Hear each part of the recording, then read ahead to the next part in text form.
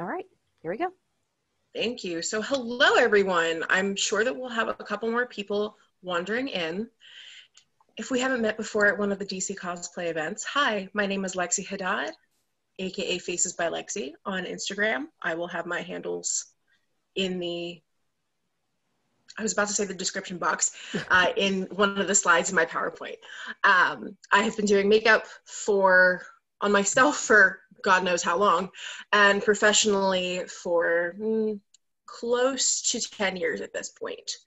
It is one of my biggest passions, and it's one of the things that actually brought me to the cosplay community. So tonight's presentation is going to be a little different because I know normally we hold questions to the end. If there is a question that you have during my talk, please feel free to ask. And I think it was Rachel, you said if they hold down their space bar. Yes, if you're muted and you hold down your space bar like I'm doing right now, you will be unmuted and you can talk. Excellent, thank you. All right, so let me pull up my magical PowerPoint and share my screen. Do I have screen sharing capabilities? You should be able to do that. It's not telling me that I can. Oh, let me double check.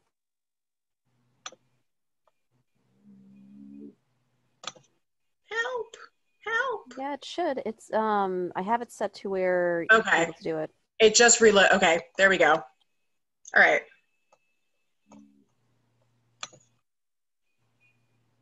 All right, can everyone see this? Nope. Ah. Now we can. Okay, good. Groovy. Welcome to Glamour Makeup 101. My name is Lexi. It's lovely to have all of you here. At any point after this presentation, if you ever want to talk about makeup, have questions, want to book me for an event in the event that we actually have those in the future, please feel free to email me, message me on Instagram. If you know me personally, you can reach me through my personal Facebook. That's totally fine. I'm always here to talk about makeup. I'm always here to help. Before we begin, these are my own opinions. Every makeup artist is different. There are no rules to makeup. There are foundations and basics that the theory is built on. But every makeup artist is different, and there's no hard rule of saying this is the way to do things. That being said, please make sure your foundation matches your deck. And makeup should be fun. It should make you feel great. It should make you feel empowered. It can tell a story. It can do a myriad of things. But as long as it brings you joy, then you're doing well. And like I said, questions are welcome, either in the chat box or unmuting yourself temporarily. First, I wanted to go over a little bit of skin prep. So this is important. A lot of this is going to be geared towards more femme folks. That being said, gentlemen can always benefit from a lot of this advice, so pay attention. It is always going to be super important whenever you're doing anything to your face to know what kind of skin you have. If it's normal, if it's oily, dry, combination, sensitive, if it's reactive, if you are allergic to anything, because that is going to determine what kinds of products you can use and how you're going to prep your skin for makeup. For example, if you have oily skin, you are not going to want to use an extremely thick, heavy moisturizer. You're going to want to use something that's more of like a gel base that's going to sink into the skin very quickly, that's not going to leave a film. But that's not going to work for someone who has dry skin. They're going to want that heavier cream. If you have combination skin, you might need to multi-purpose or multi-mask. You might need to use 2 different products, and that's perfectly fine. I do that on clients all the time. That is probably the way that I do things most often, is I mix and match. Always make sure that your lips are hydrated as well. When we're doing bold lips, or really any kind of lip, especially a lot of us are being photographed when we're doing cosplay stuff, please make sure that your lips are hydrated and exfoliated.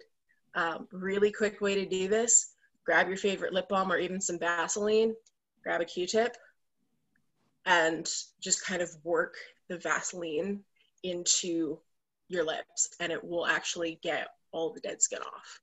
And then hydrate. The last step that I have here for skin prep is to, if you have oily skin, pull apart a tissue and use that single ply to blot the excess moisture away from your skin. And that's going to help if you have really oily skin to not let the oil come through. I think arguably one of the most controversial things that some makeup artists are going to disagree with me on this. I start with the eyes first.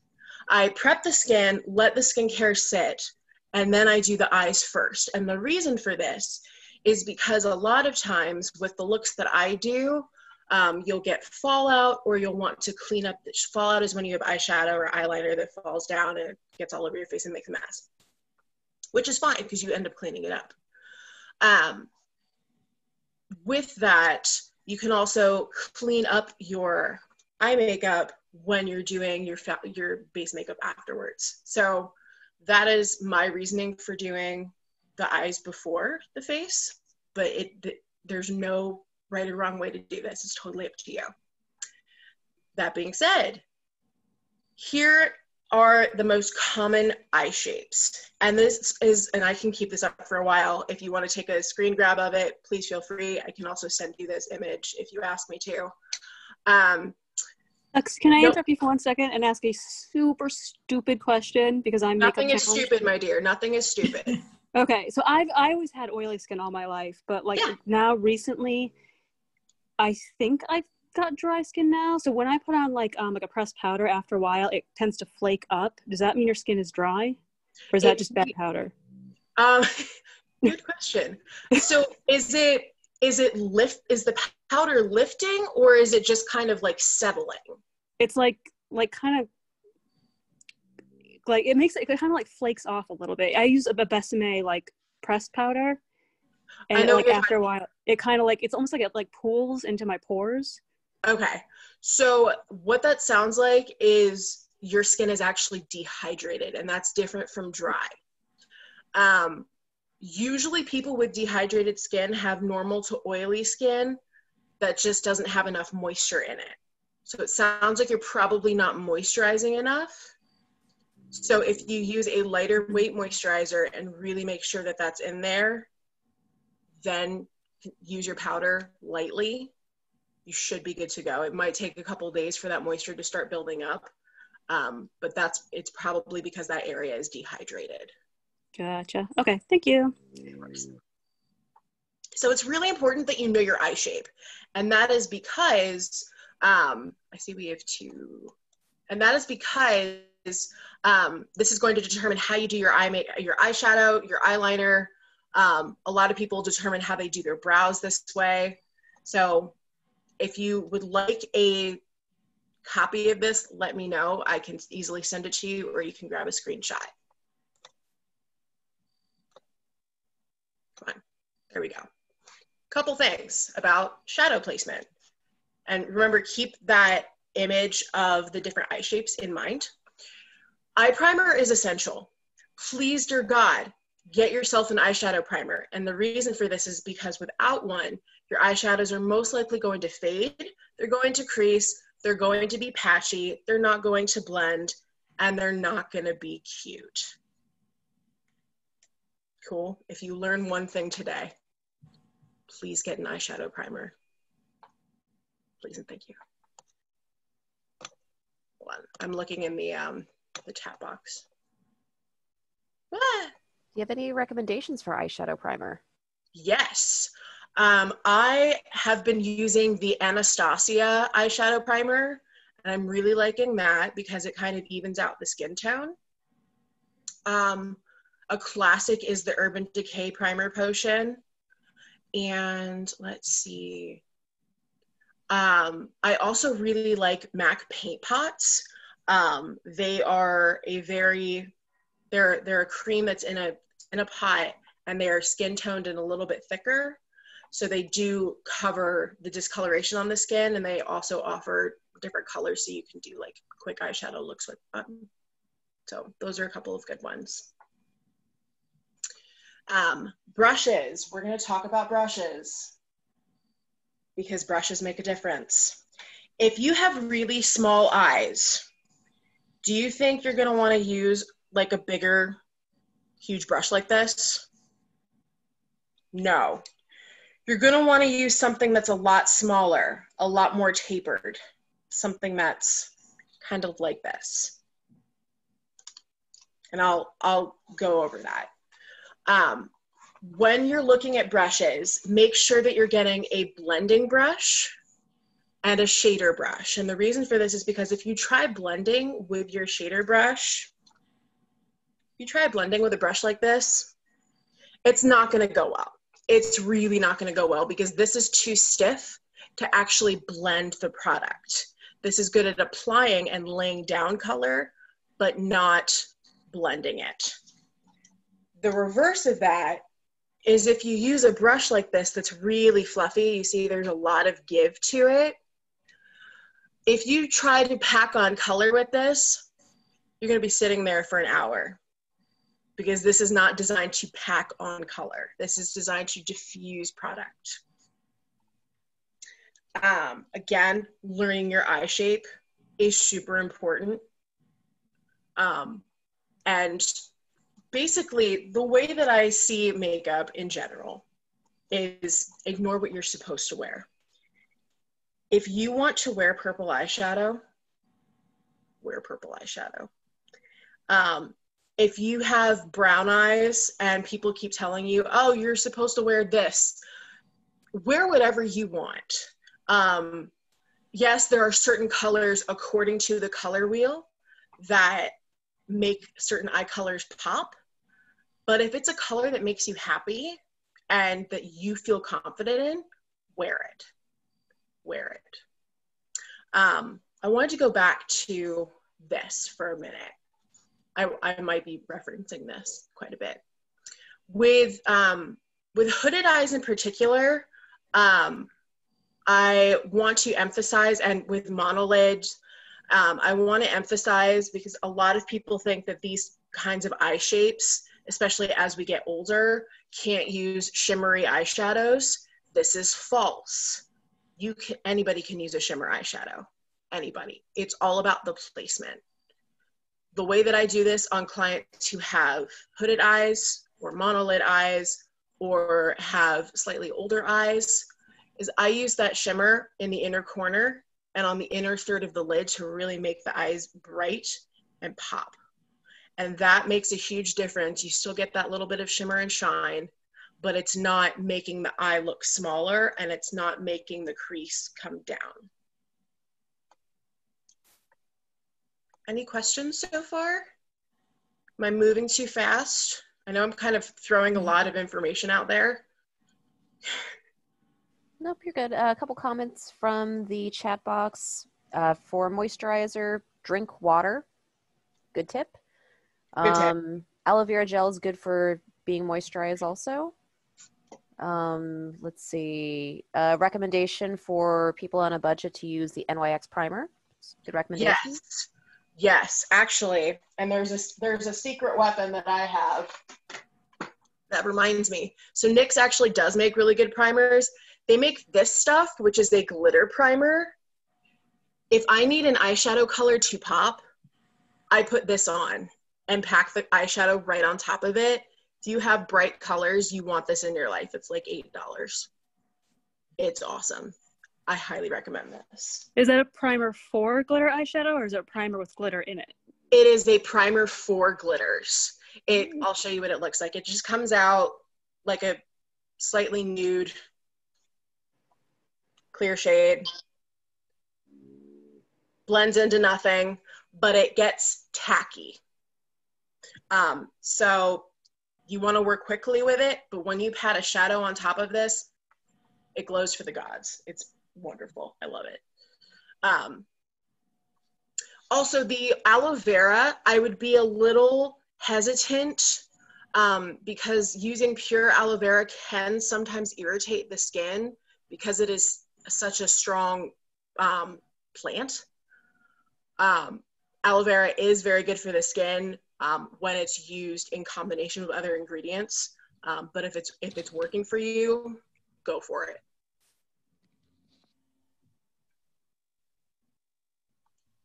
I wanted to talk a little bit about eyeliner.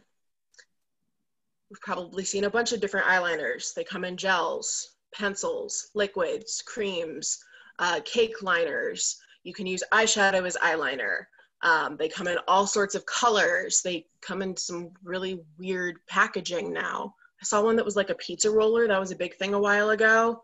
I don't understand why that was a thing. Anyway. One of the questions that I always get asked is, how do I do a winged eyeliner? And I say, well, why do you want to do a wing? And they say, well, because I have to. No, you don't. Not everyone needs a wing. It is a beautiful look. It is a look that I love to do on myself and on clients and everybody else. But it's not necessary.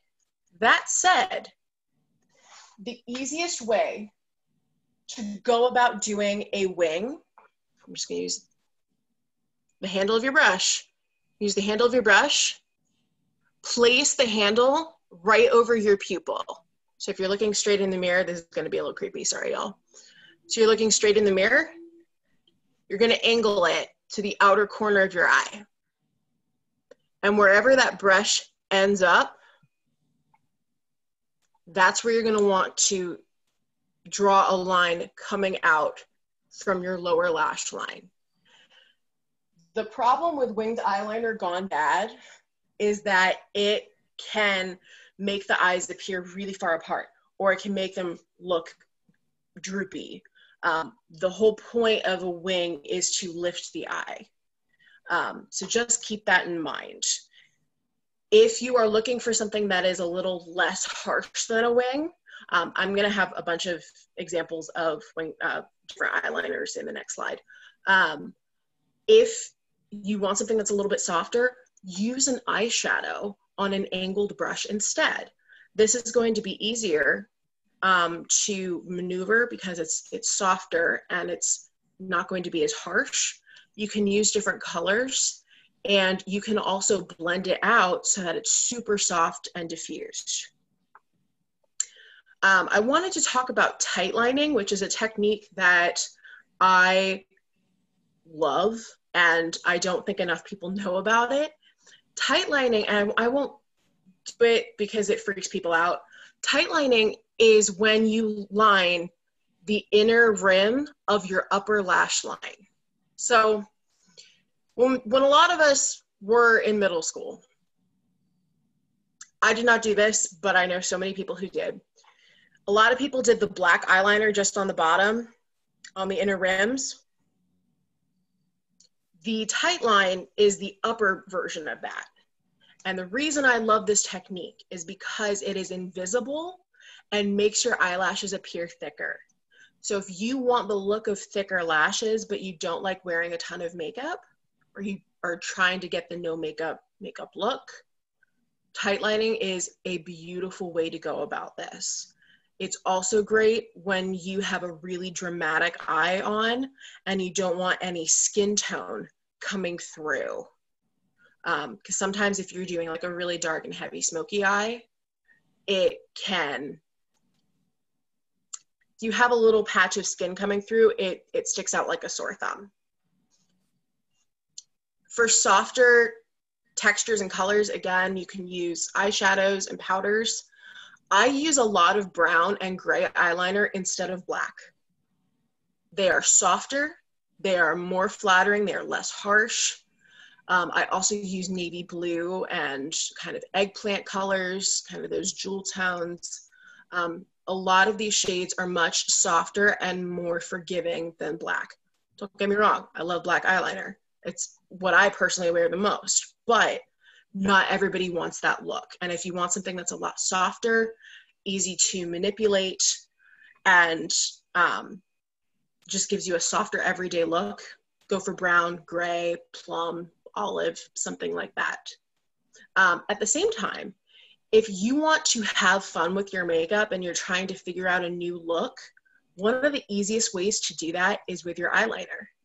I love doing colorful eyeliner, where I'll do a colorful wing or I'll do colorful liner on the bottom. Do bright blues, purples. One of my favorite products for this are the LA Girl. These are really inexpensive, y'all. They're amazing. The LA Girl neon shockwave eye pencils. They come in these super bright colors and they're fantastic. They're fantastic. I have way too many of them. And they last on the eyes really beautifully.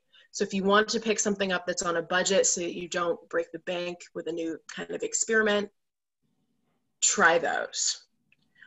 Anytime you want to try something, I highly suggest going to one of your favorite more affordable or drugstore brands and seeing if they have a product that works for what you're looking for. That way you're not blowing a ton of money on something that you're not sure you're going to love. That's my personal opinion. Spend your money however you wish. With eyeliner though, and with all of these techniques, it really just comes down to practice. Don't beat yourself up. Don't feel bad. It takes everybody a while to figure out how to do makeup on themselves. It took me a long time, and I still learn new things almost every day. There's always something to learn in this field, which is one of the reasons I love it. I wanted to show you a couple of different ways that you can do your eyeliner that aren't a classic wing. One of the ways that I really like doing eyeliner is the bold that you see kind of towards the bottom on the left side. It's an itty bitty wing. It's not much. And a lot of times I don't even take it out that far. But it does give a very round appearance to the eyes. It gives you a very youthful look and really makes the eyes stand out and kind of pop forward. There are lots of ways to do eyeliner. You don't always have to do a wing.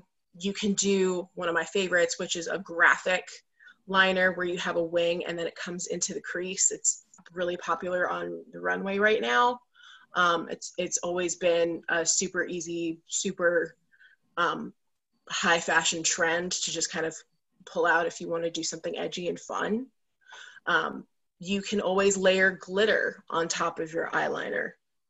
Use a glitter glue or that glitter primer. There are actual glitter eyeliners that are made out there as well. Eyeliner is one of those things you can play around with and have as much, makeup in general, you can do whatever you want. Eyeliner is the easiest way to have fun with your look. We come to one of my favorite things, lashes. I know we're all a little scared of eyelash curlers. They are your friend. They are your friend. As soon as you just kind of get used to holding one near your eye, you will become comfortable with it. They make such a huge difference. And if there's one thing that I always say to leave the house with, it's curled lashes with mascara on, because it makes the biggest difference in making your eyes look wide awake and open. If you have a problem with keeping a curl in your lashes, with keeping them lifted, waterproof mascara is going to be your best friend. It is a little bit of a pain to take off.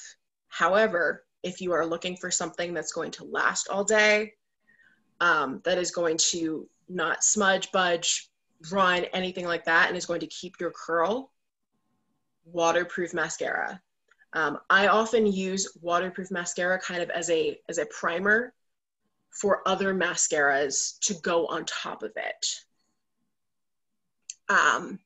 And that way it still holds the curl, but I can maneuver mascaras to do other mascaras to do different things. Rachel, do we have anything in the chat box? It's not opening for me. Just a couple of comments about ColourPop making an awesome set of gel eyeliners. Yes, Those are ColourPop amazing. does do some great products. And also the NYX eyeliners. Yes. I'm going to be real with y'all. There are some amazing products from NYX that I actually use in my kit on a lot of people. I love their eye primers. I don't even know why I didn't mention those to begin with. I love their eyeliners, their lip glosses. Some of their eyeshadows are really good. They've got some great skin prep products. NYX is like love. Okay. And then with false lashes, I know that false lashes can be super, super daunting. Raise your hand if you've ever wrecked your entire eye look because you messed up with your false lashes. Yeah, we've all done it. I don't wear them. What was that? I don't wear, I'm so paranoid because I wear contact lenses. I just don't want the idea of glued in my eyelids. I don't know. Oh, I totally get it. I also wear contacts. Yeah, I'm sure it's fine, but I just, freaks me out. I think no, it's a valid concern. But if you use something that's very specifically a lash glue, it has been designed to be used around the eyes. So it is actually very safe to use around the eyes. Now, for people who are out here using wig glue, no. Please stop using wig glue to adhere lashes. I beg of you. Wait, someone was using wig glue for lashes? Uh-huh. Oh, this has been a trend for the past couple of years. I think it comes from the drag community, which I love my drag queens. I love my drag queens. But they will do some really extreme shit to keep their, pardon my language, they will do extreme things to keep their makeup on because it has to stay on through sweat and heat and all of this stuff. Please do not use anything but eyelash glue on your eyes. They also aren't putting typically they aren't putting their eyelash, their false eyelashes where we would be putting false eyelashes. Bingo. So maybe a little bit easier to keep it higher up when it's not at risk, as much of a risk of migrating into your eyes. Right. That's totally fair. That is totally fair. That is actually not something that I had thought about, which was like, that's a really good point. But also don't do it. Right. It's still don't do it. With your lash glue, let it dry for at least 30 seconds at bare minimum so that it gets tacky. Because if you try to put a lash on with wet glue, it's not going to stick. It's just going to get all over the place. I'm looking to see if I have my little lash applicator because it has been a lifesaver. I don't have it with me. You can buy little lash applicators that kind of look like giant tweezers on Amazon. And what it does is it'll hold the lash so that you don't have to, so if you have shaky hands, you're not holding it here. The best way to do this is to look down into a mirror and apply the lash from above. So look down and apply it to the outer portion and then the inner portion. And make sure that your lash is trimmed to fit your eye. If you need to trim your lashes, please do so from the outside of the lash and not the inside. The reason for this is if you cut off too much of the inner lash, all of a sudden you're going to have just super long lashes out of nowhere rather than the little ones fading into big ones, or small ones fading into longer ones. You get what I'm saying? So please cut from the outside in. Again, lashes are one of those things that take practice. It took me a long time to get them on myself, let alone other people. But they do make a huge difference in real life and in photography.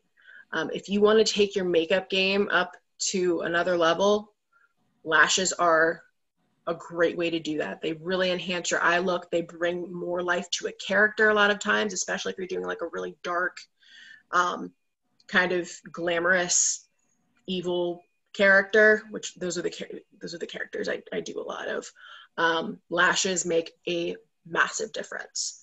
They can also enhance the shape that you're going for. So if you do a winged eyeliner and you go for a very flared out lash, you're going to have this beautiful lifted effect that is going to elongate your eyes, it's going to lift, it's going to brighten, it's going to be beautiful. Going back to your look down tip. This is something that was taught to me when I was learning how to apply lashes. And it's a game changer if you're a first time applying glasses or still learning how to do it. If you put your mirror on a flat surface like a table and then you look down into it and you're applying from above, you can put like your elbow or your hands on that table to minimize that shakiness. Yep. And it really helps a bunch. So not just like holding a mirror in one hand and trying to put the lashes on another, like actually put the mirror on a flat surface, put your weight on that flat surface. And absolutely. It'll make life easier. It will. Thank you so much for sharing that. That was something that I didn't even think about incorporating. I've always just kind of made it work. But like that's brilliant. I don't know why did I never think of that? Because I do things the hard way because I secretly hate myself. It's fine. I used to do this lying down, like full surface on the ground with exception of the mirror. I was like, this is how I'm going to put my eyelashes on. I love it. We love it. Oh my God. I love it. Okay. Can you go? Cool. All right. So I'll come back to eyes if we have like questions. There are always things to address with eyes, but I wanted to give complexion a lot of time because complexion is where your look can be incredible or it can go really poorly. First off, contrary to popular belief, primer is not always necessary. And I say this because if you go back to what I was talking about with skin prep, you shouldn't necessarily have to use a separate primer to prevent oil from coming through or to moisturize your skin. Your skin prep should be doing that. That being said, I have had clients who have had extremely oily skin. So I use a little bit of a mattifying primer on them, like a gel. I've had clients and on myself at times where I have like larger pores and I want to smooth those over, I use a pore filling primer. You can spot target areas without having to do your whole face. So just keep that in mind. One of the most important things, if you are not familiar with wearing any sort of foundation or face product, when you're trying to figure out what shade of foundation you are, you want to look at the undertones of your skin. So normally you fall into one of 3 or 4 categories: warm, neutral, cool, and olive. Olive is kind of a somewhere in between. It's not quite green and not quite pink. It's somewhere around the golden area, but it's not warm. I wanted to specify that because I have more olive tones in my skin, but I'm not a warm skin tone. I don't have a lot of yellow. A couple ways you can figure out your undertone. Typically, if you look best in silver jewelry, you probably have cooler toned skin. If you look best in gold jewelry, you probably have warm toned skin. If you look good in either, you probably have neutral skin. One of the ways that I like to do this, though, is by looking at someone's veins. And after a while, I will say, after a while, I'm able to look at someone if they don't have any foundation on and say, all right, you're a warm skin tone. I'm going to use my warm-based foundations for you. But if you are trying to figure this out for the first time for yourself, look at the color of the veins in your wrist. Blue, like super blue veins usually come across for cool skin tones. Kind of a mix of blue and green, probably more neutral to warm. And if they're super green, you're of a warm skin tone. Everybody kind of has different patches of warmth and coolness in different parts of their body, but this gives you an overall sense as to what undertone you should be aiming for with your foundation, because you do want to make sure that you're matching your face, to your neck, and to kind of your collarbone, décolleté, whatever this area is called. There are so many names for it. So shade matching is super important, because if you don't shade match properly, you can look sick, you can look ashen, super tan, or just have a horrible line of demarcation, which how many of us have seen people walking around with their face one color and their neck another? We've all seen it. We've seen it. It's not cute. When I do foundation on myself and everyone else, I start from the center of the face and I work outwards. And that is because most of our discoloration is going to be in the center of the face. It's going to be on the nose, around the nose, the center of the forehead, maybe the chin. Those are the areas, and in the cheeks, that's where we tend to have the most redness normally. There are exceptions, of course, if you've got blemishes and things, which I'll get to, or if you have patches of rosacea or any other discoloration, feel free to go over those as well. But I always start with the most coverage on the center of the face and work my way outwards. That way it doesn't get cakey on the outer perimeter of the face and doesn't make you look like you have patches and peach fuzz and like a lot of texture. Because one thing you want to make sure that you're keeping in mind is makeup looks really harsh in sunlight. And so if you're looking over here and someone's looking at you from over here and they see all the texture, it's probably because you applied a little too much coverage to the outer perimeter of your face and layered too many things. So when in doubt, start from the center of the face. Also, when in doubt, less is more. Even on your dark spots, your blemishes, your under eye circles, all of your imperfections. I hate that word, imperfection, because it implies that there's something so very wrong with the things that naturally happen to our faces. Everybody's face is going to do a different thing, and that is perfectly beautiful and fine. That is my tea on that. So when you want to conceal a blemish or a patch of discoloration, I think what people automatically want to do is layer it on like it's spackle. And again, you don't want to do that because it's going to create layers of texture, and that's going to draw more attention to that area than if you didn't cover it at all. So start in thin layers.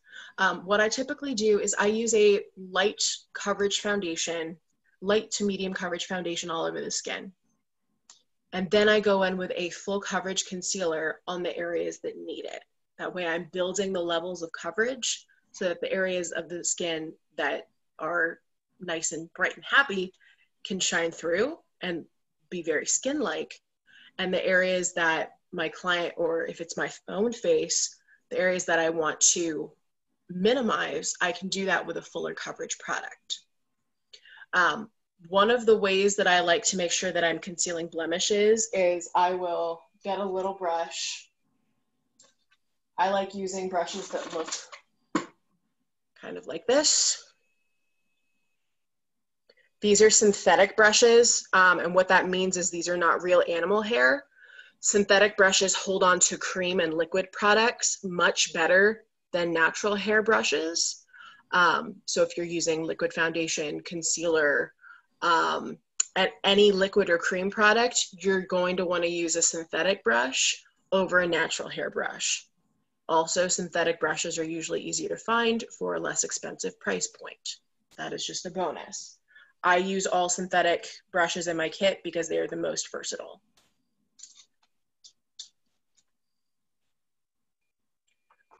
When you are using that brush, I go in an X shape and then a star. So it's little asterisks, I guess. There we go.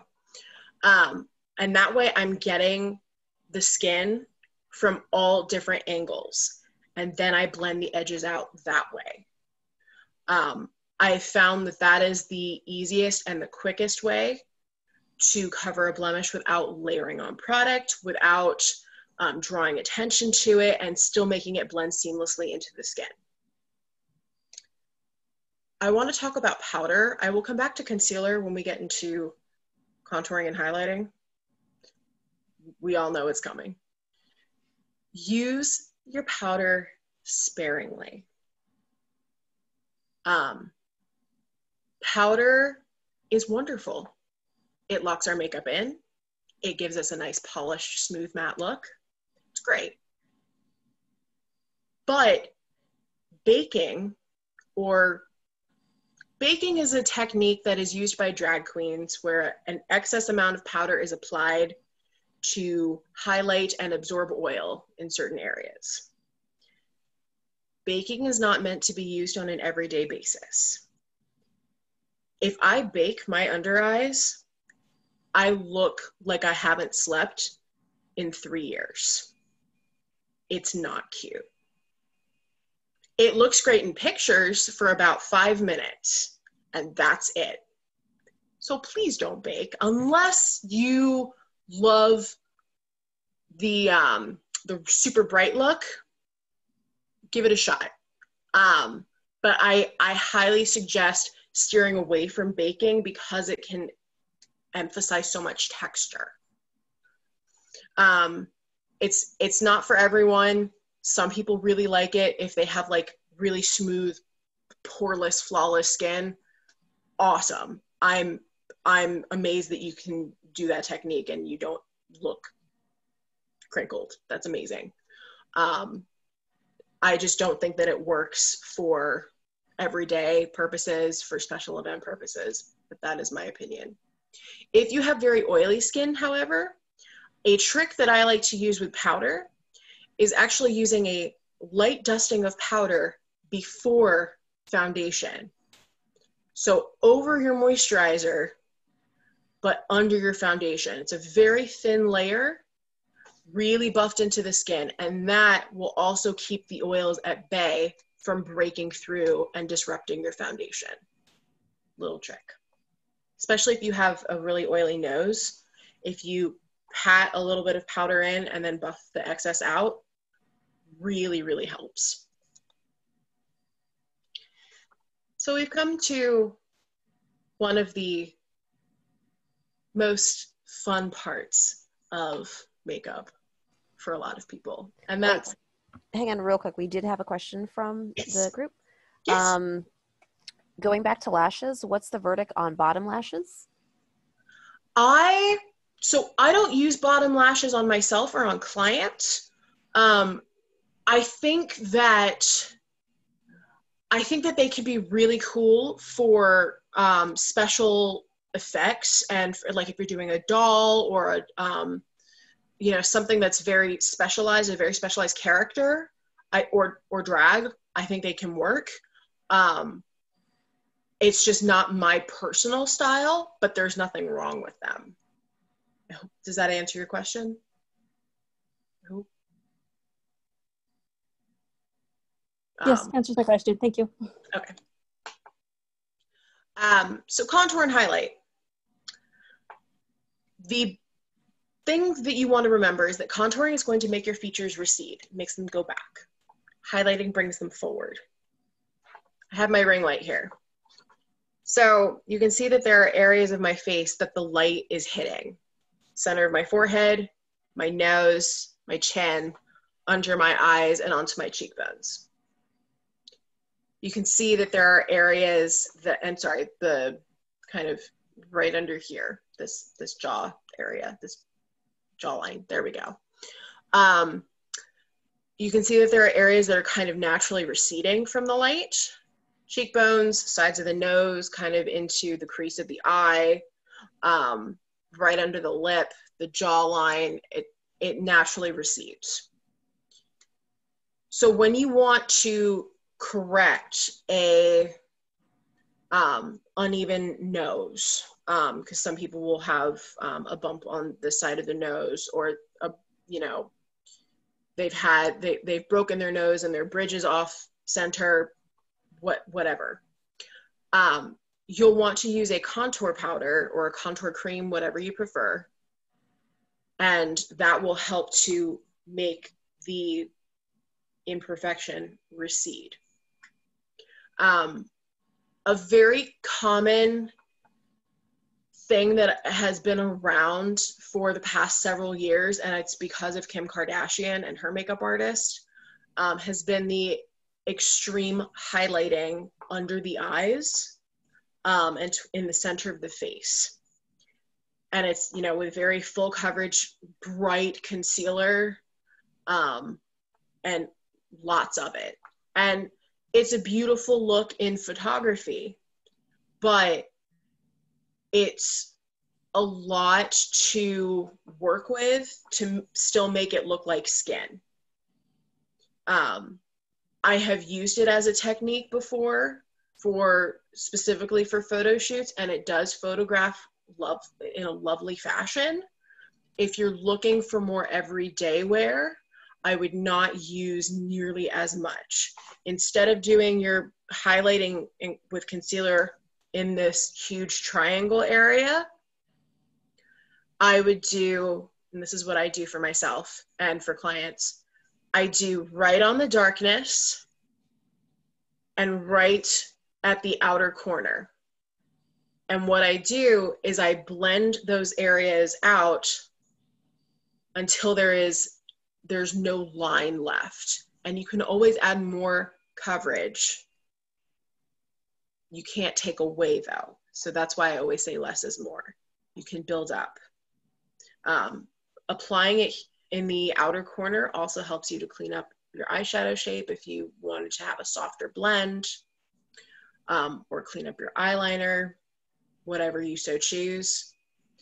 And then you can also use lighter and darker shades of foundation to contour and highlight. This is what I think looks the most natural and skin-like.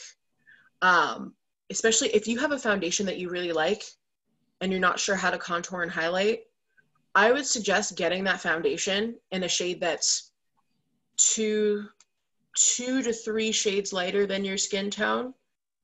And then a darker foundation, again, three shades, somewhere around there. You'll know when you see the foundation, depending on how large the brand's shade range is, roughly 2 to 3 shades either way is where you should be going. For anyone who's super pale like me, I do actually use a white foundation a lot of times when I'm trying to achieve that really flawless highlighted look.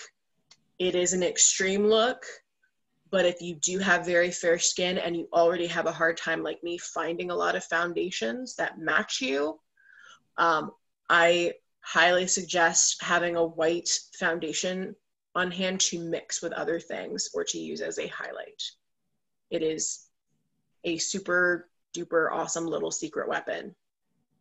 On the other side, if you have very deep skin, and the cosmetic industry is getting so much better about this, about offering wider skin tone shades, but if you are not able to find a shade that matches you, that is dark enough for you, you can purchase mixers. And most of these are available from pro makeup sites that you can still shop at. If you're interested, shoot me a message and I will lead you to where you need to go. They are super helpful. Mixers are super helpful. They help lighten, darken, add more red, add more blue. These are things that most people don't, most consumers don't normally use. They're more for makeup artists, but if you need to blend your foundation to a custom shade for you, super helpful to have on hand. Something else I wanted to touch on is bronzing is not the same thing as contouring. And you might be saying, what is bronzing? So a bronzer is something that is used, that is more of a warm shade that would give you a sun-kissed look. So you're gonna apply bronzer where the sun would naturally hit you. And I'll touch on that in a minute. Contouring, I'll show you. Contouring is more of a cool tone shade. It's shadow. You don't want, when you see a shadow, it's naturally kind of gray. It's not bronze or tan or orange. I wanted to show you an example of what I'm talking about. To see how this right here is really kind of orangey brown, that would be a better bronzer. Whereas these guys along here, these are just for different skin tones, but see how they have that kind of ashy, almost gray cast to them? That's what you typically want for a contour powder or a contour cream, whatever you're doing. Unless you are contouring with foundations, that's fine. That's just going to be a more subtle contour. But if you want a more dramatic contour, you're going to want to use a cooler toned product. Highlighting with color, with the, with creams or whatever you're doing under your eyes, all over your face, it's not the same as highlighting with light. And I'll explain the difference. So again, you're looking at my face, I've got the ring light on. Light is popping off of my face for those highlights. But when I turn my head, you can probably see that there's a tiny bit of sheen here. That is also called, for a lot of people, a highlight. I just call it glow. That's just me. And the difference is that, I'll get to this. The difference is that the highlighting with the color brings features forward, whereas the highlight with the glow is just that, it's providing a glow. It's providing luminosity in targeted areas, and it looks lovely when the light bounces off of it. It's a beautiful, dewy, fresh look. It is super helpful to know your face shape. You can actually, a lot of times your hairdresser will know your face shape better than you will because they've been cutting your hair for a while. But knowing your face shape helps a lot in determining if you want to contour, if you want to have a certain blush placement, which I'll address. This just helps with figuring out how makeup figures on your face. And every face shape is beautiful. Anybody who tells you differently is wrong. I also wanted to show you a couple examples of like what contouring a nose looks like. Not everyone needs to contour their nose. And if you want to contour your nose, make sure that you're not doing it to a point where it just looks like two brown stripes. Make sure that you're actually doing it so that it blends softly, so that it's not, again, it's not those harsh lines. I've seen good nose contours and really bad ones that look like railroad tracks. Don't do that. The easiest way to actually get like the snatched nose that a lot of people like is getting a lighter powder or a lighter concealer and using it along the bridge of the nose that way, and not contouring, just highlighting instead. I do a lot of what I call reverse contouring, where I use lighter products to highlight and bring features forward rather than contour. If contouring makes you nervous, you can always try reverse contour. And I can talk more on that if you'd like. Blush and glow. So one of the things that I like to remind people is that smiling when you are trying to apply your blush is actually going to make your face droop. And here's why. I'm going to, actually, I don't need a brush for this. So when I smile, see where my finger is? It's on the apple of my cheek. But when I drop, it comes down. And the apple of the cheek then falls here. Here, it's gonna look great. Once it drops here, you don't want blush here, because this is just gonna make it look like you have discoloration on the center of your face. So instead, what I like to do is take blush in the center part of the cheek and work it back. And it almost works in a sort of contour manner. It lifts the cheek, it adds color, and it shapes the face. If you still want to smile while you apply blush, go for it. That's perfectly fine. I've found, for me personally, that it just looks best if you do the kind of Julie Andrews smile. If I'll try to do it. It's like a half smile, and you kind of find where the cheekbone is, the front of the cheekbone, and you start there. And if that's going to help you with blush placement, go for it. If you struggle with textured skin, larger pores, a lot of dry patches on your cheeks, I would avoid using things that are overly shimmery or frosty, because those shimmer particles will attract light and will draw attention to any texture that is on your skin. Highlighting, again, that's what I was talking about earlier. It's the subtle glow. So you can use highlighting powders or creams or liquids, whatever you like, on the tops of the cheekbones, the bridge of the nose, the chin, under and over the brow bone, wherever the light naturally hits you. And then bronzer, we come back to bronzer. The sunglasses trick. This is one of my favorite little hacks. If you don't know how to apply bronzer, or you're worried about like how to apply bronzer in this region of your face, take a pair of like reasonably large sunglasses and literally just bronze around them. This gives you the most realistic sun-kissed appearance, because most of the color that we get when we're outside in the sun is in this region. So we get it on our nose, forehead, the cheekbones, kind of underneath right here as well. We do kind of get it just outside the bridge of the nose and at the tip of the nose. It's just a great way to get that super natural but super effective bronzy look. I also want to touch on lips before I open it up for questions. Lighter colors will enlarge your lips. Darker colors will make them smaller. So if you want to go for that super deep, dark, vampy lip, just know that it's going to make your lips look a little bit smaller. And that is where lip liner is your friend. You can overdraw your lips without looking like a clown. And the way that I do this is I have my client kind of extend their bottom lip just a little bit, and I trace just underneath where their natural lip ends.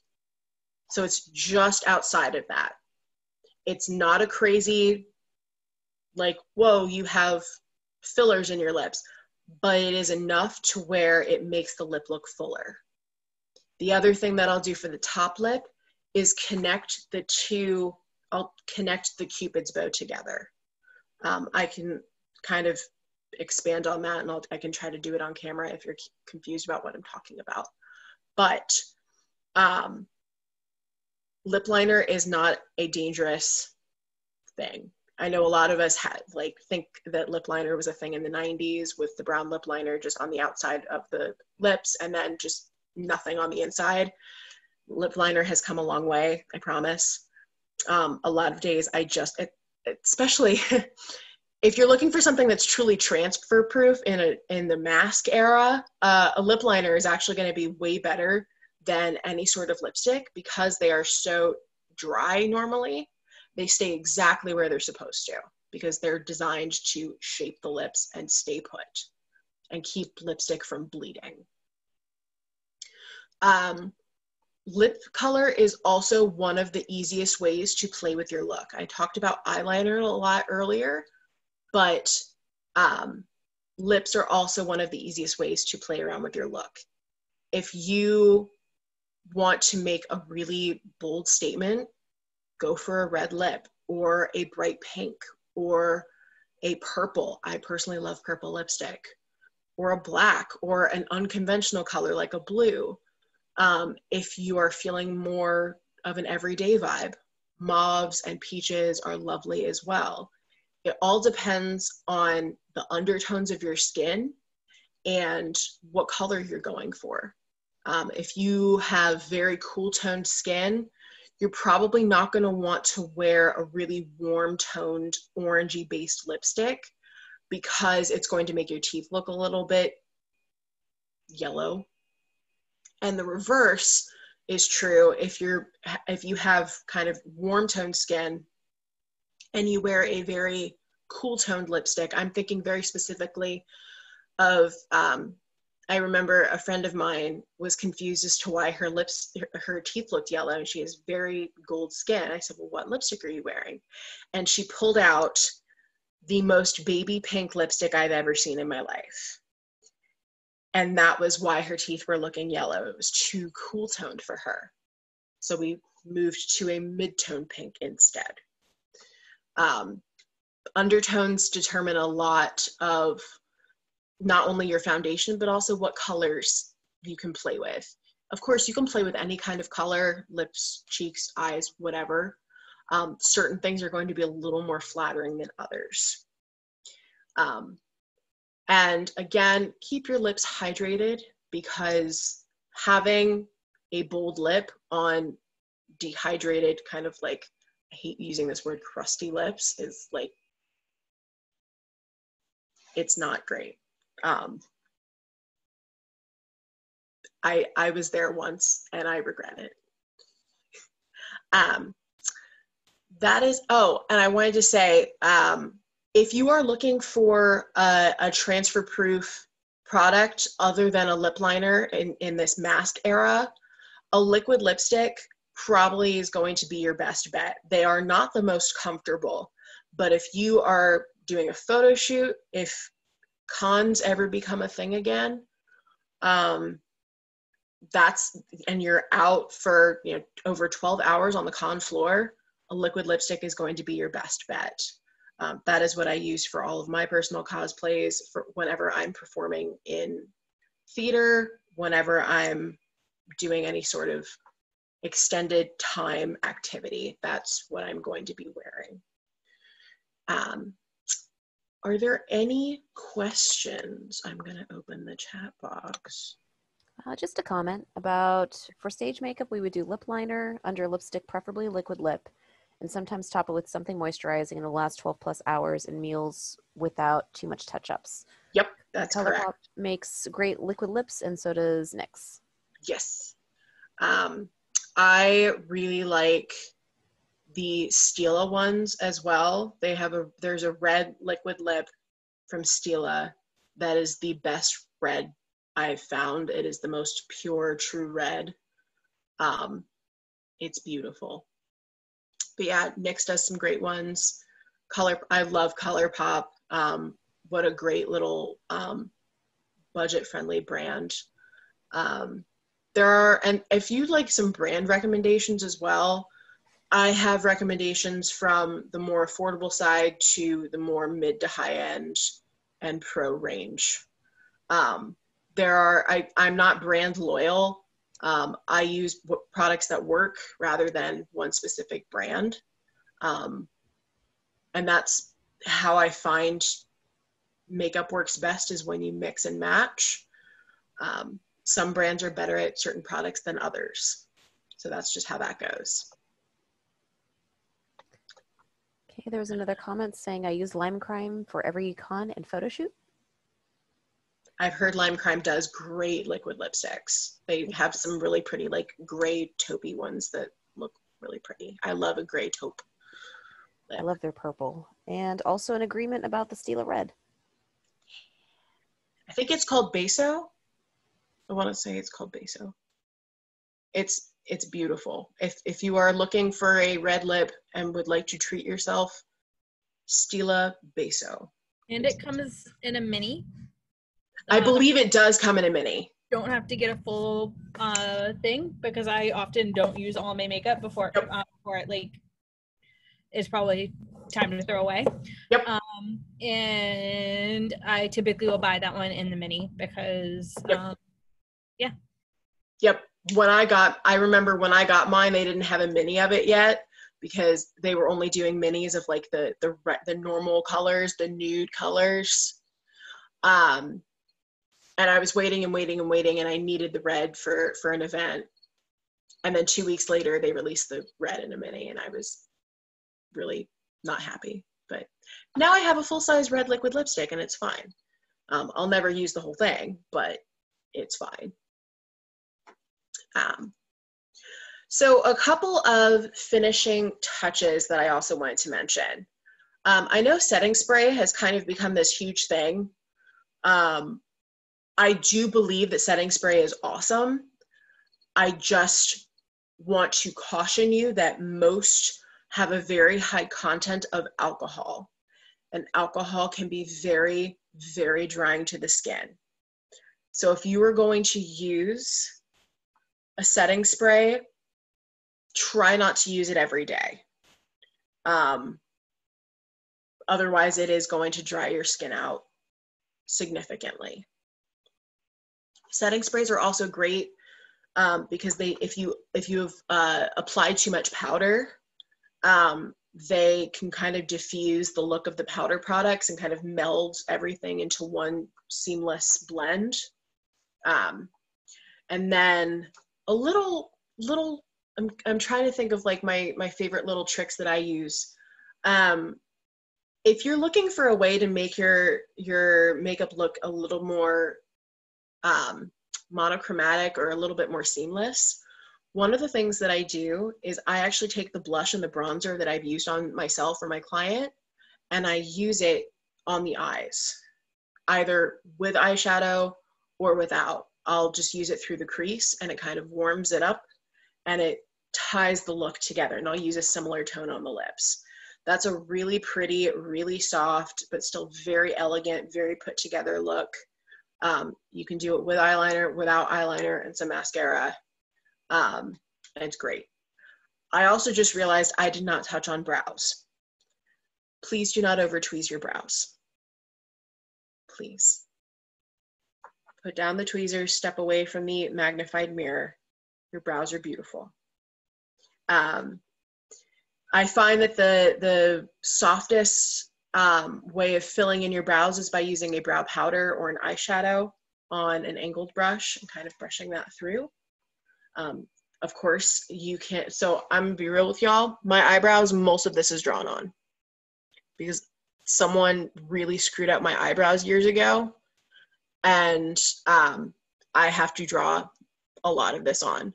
I use a very fine tipped pencil and very light strokes, and if you need to fill in hairs, if you don't have brow hairs, I recommend the something like the LA Girl Slim Shady. That's the one that I recommend because it's less expensive than Anastasia, but something that's very fine tipped so you can actually kind of flick your wrist and get those really precise strokes, and that will help you create a very natural brow.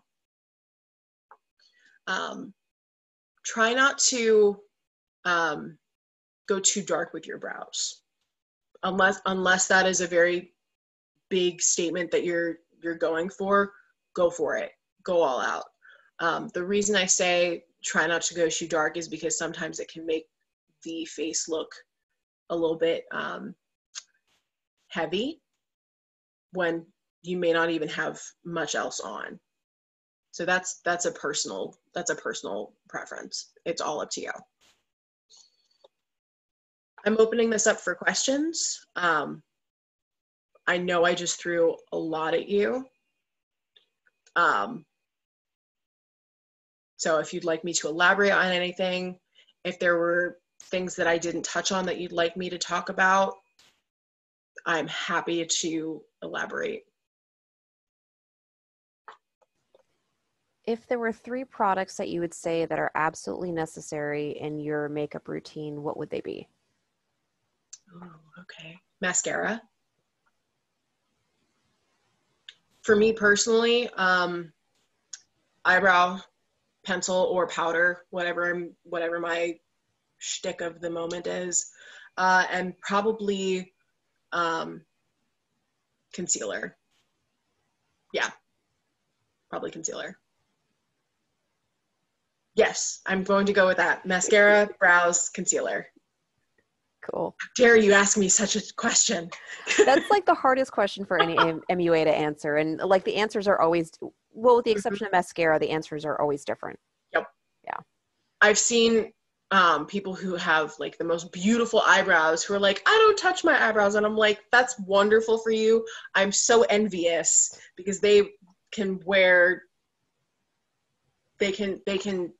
go without brow pencil and just.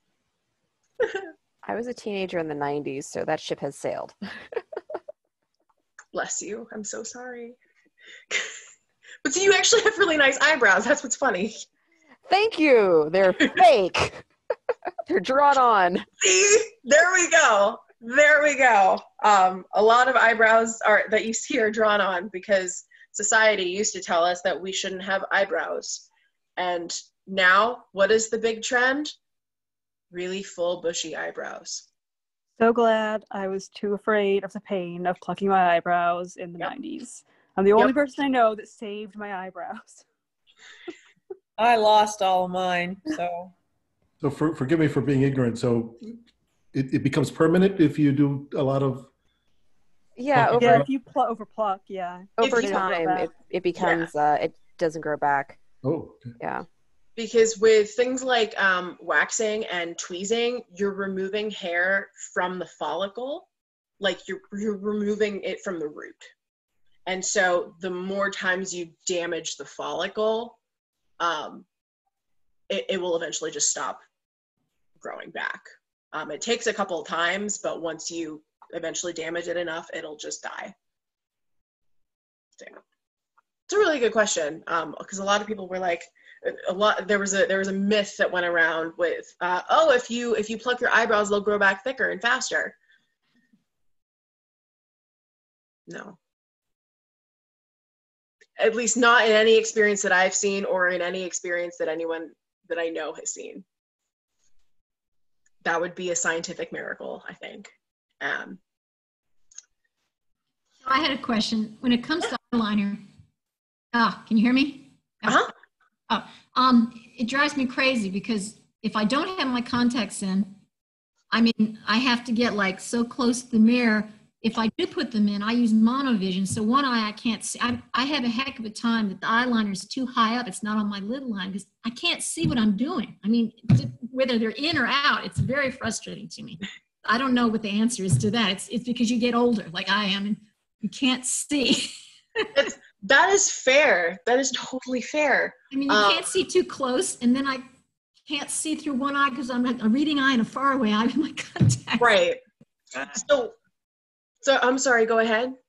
No, I don't know if there's any secret. There really doesn't seem to me. I just keep trying, and it's like, oh, I've got, that line between the eyeliner and the edge of your eyelid, and that looks really bad. Right. I completely understand what you're talking about. So, what I would suggest is very gently extending your eye. I'm saying very gently. Use your ring finger. If people don't know this, your ring finger is the finger that applies the least amount of pressure. So if you're ever trying to move your eye in any sort of way to shape something, use your ring finger, and that way it won't pull on your eyes as much because the skin around our eyes is very delicate and sensitive. So what I would recommend for that is extending your eye just a little bit and looking down so that the skin is pulled out a little bit more and you can actually see where you need to apply the liner. Does that help a little bit? It's worth a try, but also you get old. My eyelids are wrinkly. I'm over 60, so I mean, you can't do anything about that. So hey, you do the best you can. I agree. We all just kind of have to do the best we can. My mom thinks that a lot of times she thinks that she can't wear dark eyeliner. She thinks that she has to wear like, you know, really light eyeshadows and keep everything very soft. And then I introduced her to, you know, browns and black eyeliner, and now she loves it. So it's, you know, we all do our best. We try new things. And the great part about makeup is that, guess what? It washes off at the end of the day. I love that. So if you make a mistake, if you hate it, you can take it off. Also, this is going to be my little PSA. Please stop using makeup wipes. Makeup wipes are not only terrible for the environment, but they are also really bad for your skin. They have a lot of detergents and harsh chemicals in them, like harsh detergents that don't actually remove your makeup. They just move it around. Like they remove it a little bit, but they just mainly like move it around your skin and not actually cleaning your face. I much prefer using a cleansing oil or a cleansing balm to remove my makeup, and then using a face wash after that. That's more on the skincare train, but which I tried very hard to keep out of this because I could talk about skincare for hours. As I'm sure Rachel could as well. So I have a question. Yes, absolutely. Sorry, I didn't know if you were done talking about the. No, go for it. So I have super oily eyelids or eyes. Uh-huh. I realize that probably sounds strange, like because the rest of my skin is pretty dry combo, but I have the hardest time getting mascara to stay, even waterproof mascara, because oil takes it off and my eyelids are just so oily. I got you. That like even like 3 hours later, I've got like a dark ring around the bottom of my eye because the mascara has become tacky and come off. Right. You have like a product recommendation? So what I'm going to ask you is, do you use under eye concealer? I do. Do you powder it? I do. Okay. Because the reason I ask that is sometimes when our concealer does not have powder over it, the emollients in the concealer can like interact with the mascara and kind of make it break down. Yeah.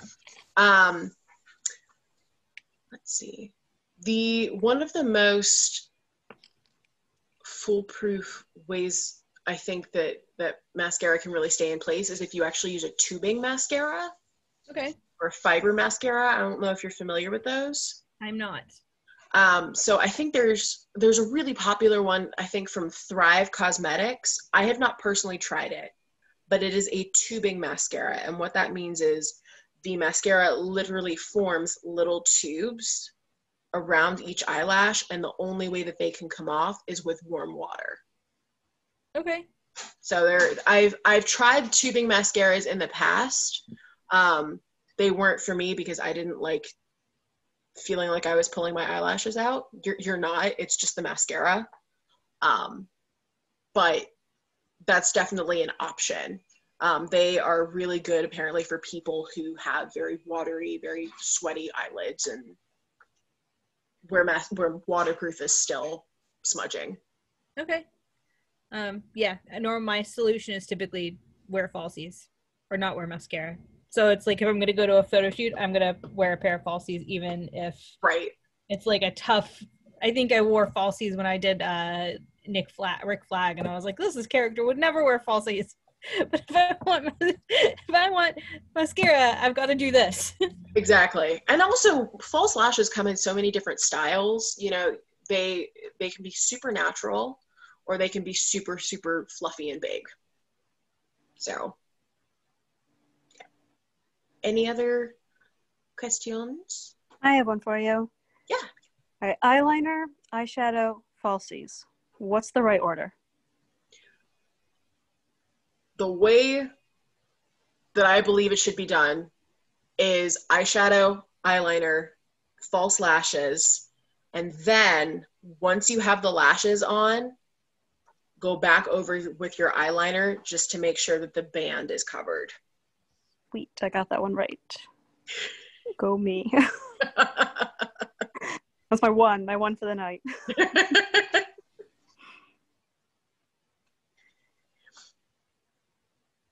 Any other questions? What's the one product you can't live without? Rude. Sorry. Rude. Making me choose. Probably mascara at the end of the day. Like, because I just, it makes me feel awake and alive. I don't know. I feel like it makes my eyes look a lot brighter, which then makes my face look brighter and like I have actually slept. Cool. But again, the brows are like super close behind. Super close.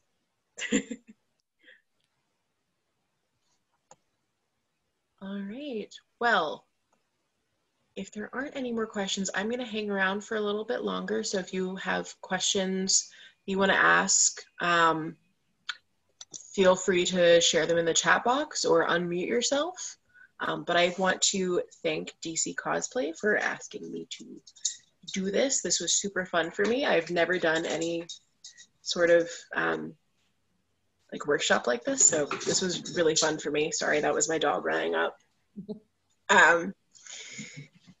And I want to thank all of you for joining me. Thank you for your wonderful questions and for spending some of your evening with me. I really appreciate it. Well, thank you. Yes, thank you so much for teaching tonight. This was amazing. And for everybody, we will have a copy actually we'll have the video of tonight, hopefully on our Facebook.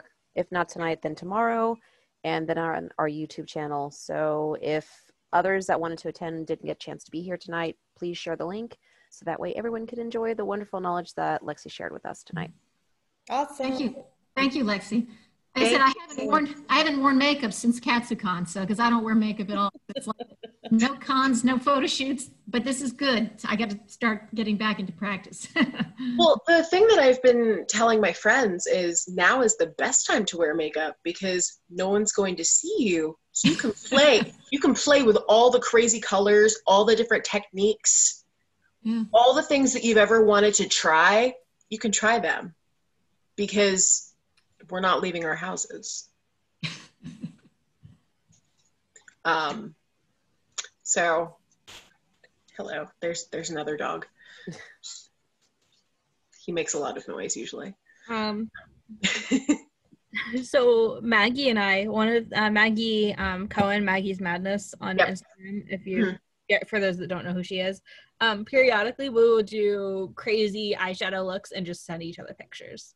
Yes. So, I periodically do makeup challenges with my friends. It just it helps keep things going. Yeah. So for things like that, you know, it's fun. And also motivating because, you know, some days you don't want to wake up and get dressed. And walk 10 feet to your computer and turn it on. But, you know, being like, oh, I'm in this stupid makeup challenge.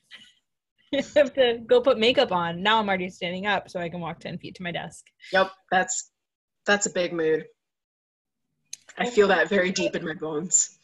Good night, everybody. Good night, Jenny. Thank you so much for joining us. Good to see everybody. Good to see you. Hi. I'm going to go ahead and stop recording now. All right.